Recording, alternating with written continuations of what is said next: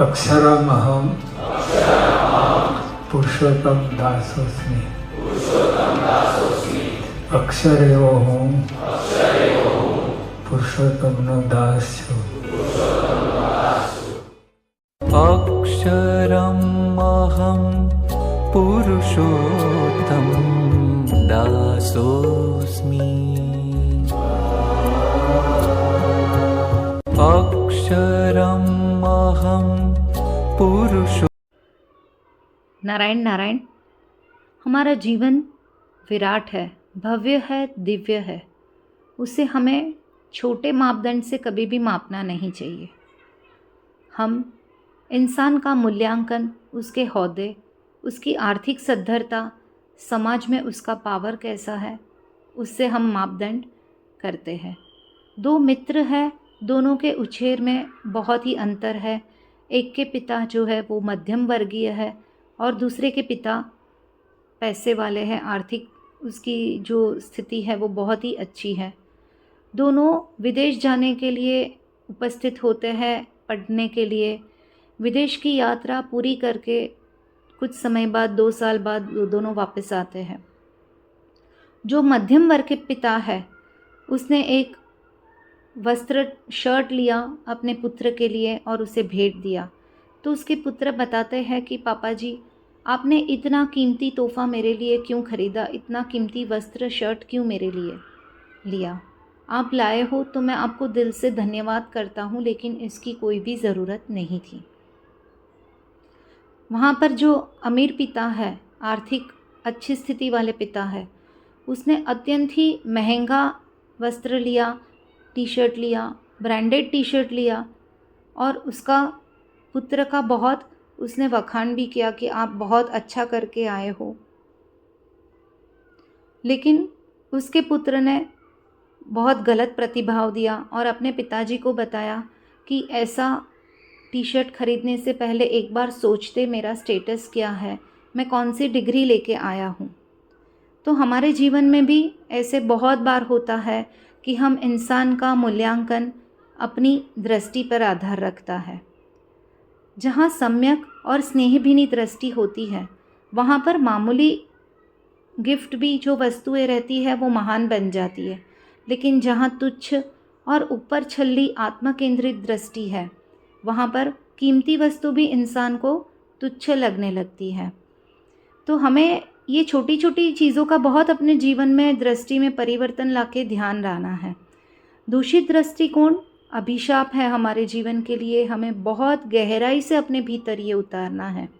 और भावना भूषित आत्मीयतापूर्ण दृष्टिकोण वो हमारे जीवन में कहीं ना कहीं वरदान रूप हो जाता है। इंसान मतिभ्रष्ट और गतिभ्रष्ट बनाने के लिए ही कलयुग में हमारे पास से संवेदनाएं, भावनाएं छीन ली गई है। हम कुछ समय पहले जाते हैं, 10 साल पहले, तो हमारे परिवारों में भी बहुत एकता थी, एक प्रकार की लागणी थी, भावना थी। उसके 30 साल पहले चले जाएंगे तो भी हम देखते हैं कि परिवार साथ में बैठ के खाना खाता था, वडीलों की आमन्या रखते थे, कुछ भी निर्णय लेने से पहले वडीलों को पूछते थे। आज जीवन का जो अपना पार्टनर ढूंढते हैं, वहाँ पर भी पिताजी माताजी की पूछना तो दूर की बात है, बताया जाना कभी कभी असंभव जैसा होने लगा है।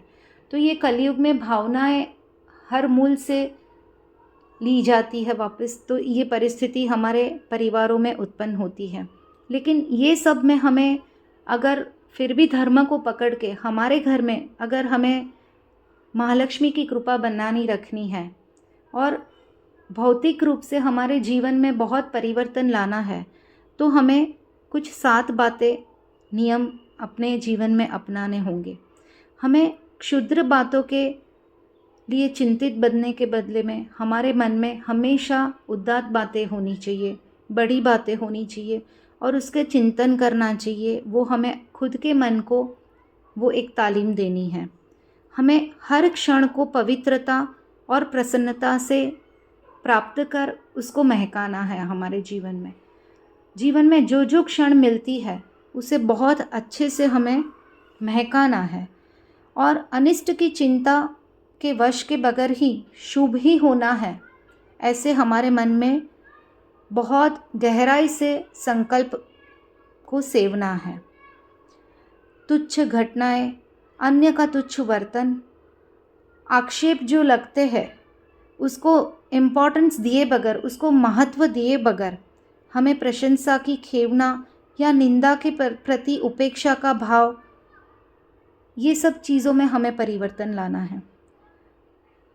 अगर मुझे भाए वैसा नहीं मिलता है तो जो हमें भाता है और जो मुझे प्राप्त हुआ है उसको स्वीकार करने की हमें मनोवृत्ति अपने अंदर उत्पन्न करनी है। पराजय और कटु अनुभवों की क्षणों में भी मानसिक रूप से हमें अंतर्मन से शांत रहना है और ज़िंदगी में क्या नहीं मिला है, उसके बदले में हमें क्या प्राप्त हुआ है, क्या मिला है, उसका बहुत गहराई से धन्यवाद करते जाना है।